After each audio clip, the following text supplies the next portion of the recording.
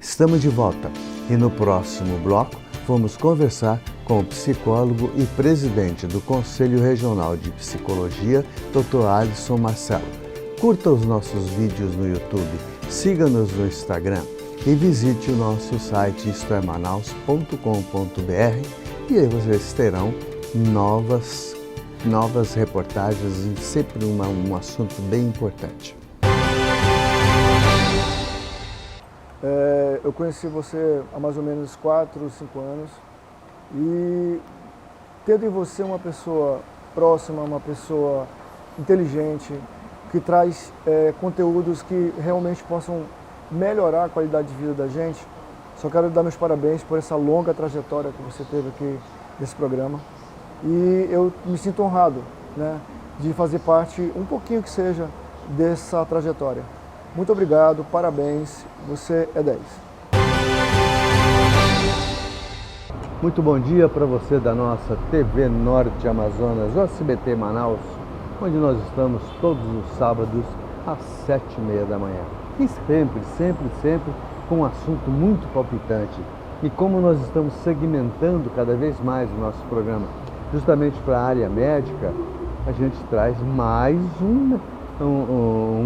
trazemos hoje um psicólogo, Dr. Alisson Marcelo, psicólogo, que é presidente do Conselho Regional de Psicologia. Então, gente, nós vamos mexer um pouco aí com as coisas que às vezes ficam guardadas assim no fundinho dos nossos questionamentos e às vezes a gente não tem oportunidade de botar para fora. E lembrando também que nós estamos no Churrasco da Vila, que fica na Rua Fortaleza 569 e tem o seu delivery através do 98530 6635. E olha, na Vila Municipal você tem o melhor da carne muito bem centralizado.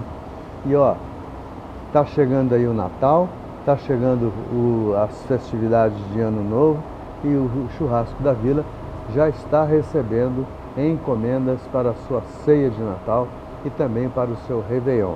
Basta que você entre em contato com o 98530 6635 e fique sabendo do cardápio, fique sabendo dos valores. Então, primeiro, doutor Alisson, muitíssimo obrigado pela gentileza de estar conosco e a gente fica envaidecido em conhecer um profissional do seu quilate e a gente sabe que informação não vai faltar.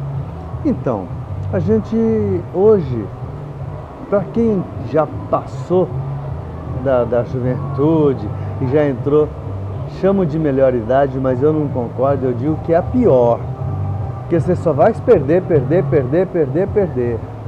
E aí você fica naquela, cada vez que você perde, você deixa de ter. Então a gente vê que a maneira com que nós criamos os nossos filhos no passado é muito diferente do de hoje. Queria que o senhor desse uma esmiuçada nessa coisa do relacionamento familiar. Então, muito bom dia, Edson, bom dia a todos os nossos telespectadores. De tempo em tempo, a humanidade ela sofre uma transformação cultural. No passado, nós percebíamos que era muito comum numa casa ter uma televisão onde, independente do que era passado, o que o patriarca ele decidia ou a matriarca decidia, todos estavam lá assistindo, mas incrível, todos estavam juntos. E assistindo a mesma coisa. Assistindo a mesma coisa, goste hoje, ou não. Hoje, você vê, eu conheço casos de pai e mãe que fica semanas sem ver os filhos. E dentro de casa. Exatamente, tu bem colocou. Então, será que nós estamos caminhando certo, doutor? O caminhar certo é uma coisa muito relativa, porém nós podemos perceber alguns resultados dessa mudança de maneira até negativa. Antigamente, sentava-se à mesa, a família toda, o mais velho, a palavra dele era lei, isso é incrível, é uma coisa ultrapassada, mas hoje as coisas mudaram. Lembra que nós falamos que todos sentavam na sala com uma televisão, hoje todos têm a sua televisão no seu quarto. Hoje as pessoas elas dificilmente sentam à mesa, cada um pega o seu prato, come em horários diferentes E vai para o seu quarto. E vai para o seu quarto. Com a evolução da tecnologia, isso é muito positivo. Tenho uma irmã em Brasília, não preciso ir em Brasília para falar com ela, basta fazer uma videochamada. Só que mudanças bruscas também trazem resultados não muito positivos e não muito saudáveis. Quando nós sentamos junto à mesa, quando nós fazemos o que nós estamos fazendo agora, quando se há relacionamento de estar presente, é produzido, dentre vários hormônios, o feromônio. O feromônio é o hormônio que, além da questão da libido, ele é responsável é o hormônio do afeto, é o hormônio do amor, é o hormônio da amizade. E com a falta desse contato, do sentar-se à mesa, muitos desses hormônios acabam sendo bloqueados. E quando há esse bloqueio, surge um bloqueador de humor, que pode estar relacionado em inúmeros casos de depressão. Então, no passado sim havia uma cultura diferente da nossa. Havia-se muita dificuldade, mas passava-se por aquela dificuldade de uma maneira mais resiliente, muito mais presente do que agora. E o que o presidente do Conselho Regional de Psicologia, Dr. Alisson, recomenda para essas famílias? Que existem culturas, existem padrões que valem a pena ser resgatados. Se nós pararmos para pensar, diz um ditado que gosto não se põe em mesa, mas existem coisas que na mesa são muito prazerosas em ser experimentado novamente. Por exemplo, a brincadeira do passado, como eles brincavam, como a gente entrava na rua, apanhávamos porque ficávamos na rua até tarde. Hoje essas crianças vão para a rua, vão viver porque vocês estão vendo o mundo passar, vocês por detrás de uma tela de celular. Então, resgatar principalmente o relacionamento. De todos os princípios que no passado se tinha, o relacionamento familiar, ele é indispensável. O relacionamento familiar, ele pode inclusive restaurar traumas que nós não sabemos que os nossos filhos têm.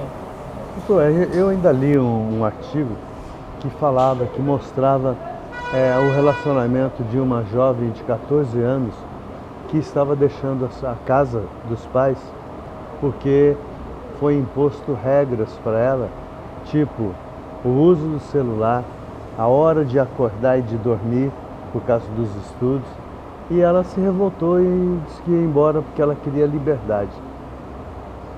Como é que você vê psicologicamente uma atitude desta?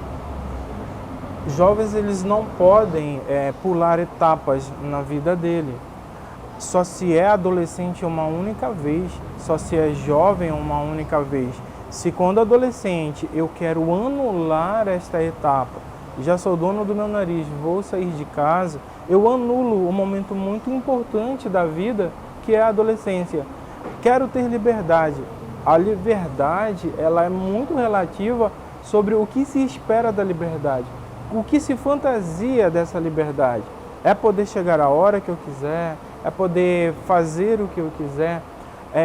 Todo ser humano, toda a sociedade, ela tem a necessidade de regras, de saber até onde ela pode ir e até onde ela não pode ir. Então, um adolescente que anula essas regras, ele vai se tornar um adulto desnorteado. Desequilibrado, né? Emocionalmente, porque não sabe onde parar. Porque ele não soube aonde colocar o seu próprio limite. Doutor, outra coisa que a gente observou que até então essa situação não mudou, a pandemia ela dizimou muitos casais, como fez algumas uniões, mas a proporção é muito menor da união do que da desunião. Isso fez com que as pessoas, os casais passassem a conviver mais tempo juntos, consequentemente conhecer mais ainda os defeitos e os valores, e isso hoje a gente ainda observa um certo ranço ainda, uma certa dificuldade dessas pessoas se reencontrarem, das pessoas se relacionarem. O que a gente poderia dar de conselho para eles, principalmente eles e elas? Na pandemia, uma das maiores crises que ocorreu, além da questão do óbito, do adoecimento e de muitas perdas, foi a perda da própria identidade. Aquele homem, aquela mulher que já tinha uma rotina, de repente se viu com aquela rotina mudada. Isso trouxe diversas crises para esse homem e para essa mulher. E um casal passando por uma crise, um homem com uma crise, uma mulher com uma crise, houve conflito. Então, a questão do reaprender o básico. Eu tenho um papel na minha casa que eu tenho que ser o provedor, a mulher tem que ser aquela pessoa que ajuda ou cuida dos filhos, ou seja, de família para família.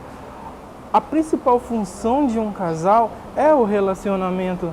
E com o passar do tempo, como isso foi sendo desconstruído, cada um cumprindo seu papel de pai e de mãe, mas esquecendo de cumprir o seu papel de casal, no momento onde foi cobrado, desaprenderam a ser casal. E aí surgiu o conflito. Então a recomendação é, nós somos passíveis de aprendizado. Nós aprendemos a ter medo, nós aprendemos a ter conflito, mas nós também aprendemos a desconstruir. Então, por que não retomar tudo o que nós fazíamos quando começamos a namorar o casal? Coisas simples, como sair para tomar um sorvete, um picolé. Afinal de contas, a felicidade ela está escondida nas coisas mais simples. Tá vendo, gente? Qual é o papel do Isto é Manaus? É esse, vamos que vamos. Porque tá aí, ó, um profissional que não deixa nada a desejar e que vai de encontro a muitas perguntas que talvez vocês tenham para fazer. Por quê? Porque a gente vive um mundinho meio cão. Porque você cria as suas normas, as suas metas e você vai viver em cima daquilo. Mas às vezes você tem um caminho muito melhor no seu lado direito que você não está vendo. Você só está vendo o caminho da esquerda. E aí é onde entra o trabalho do psicólogo. É mostrar para o ser humano qual é o melhor caminho, qual é a melhor direção, qual é a melhor conduta, qual é a melhor maneira de se lidar com os filhos. Então, doutor, eu queria fechar esse bloco falando ainda da família, principalmente no passado, quando um pai e uma mãe descobriam que tem um filho homossexual ou uma filha homossexual. A mãe geralmente ela é mais cometida de sentimentos, já o pai não. O pai é pão, pão, queijo, queijo. Então, não, você quer ser homossexual, vai embora daqui da minha casa e acabou. Como é que o psicólogo vê essas atitudes? É uma situação bastante delicada, porque aquele filho nunca vai deixar de ser filho. Uma das estratégias que nós podemos, para lidar com esse tipo de situação, é olhar o humano além das suas escolhas, além da sua sexualidade, além do que ele é, entende? Antes de ser homossexual, essa pessoa, ele é um humano. É um ser humano, é um filho, cheio, completo de sentimentos, completo de necessidades, inclusive afetivas com relação aos pais, porque aquele pai nunca vai deixar de ser filho dele, o pai dele, e olhar o humano além da sua sexualidade é uma das melhores ferramentas para lidar com essa situação tão difícil. Bom, eu vou fazer um intervalo comercial e voltamos em seguida, ainda falando um pouco dessa relação familiar. Voltamos já.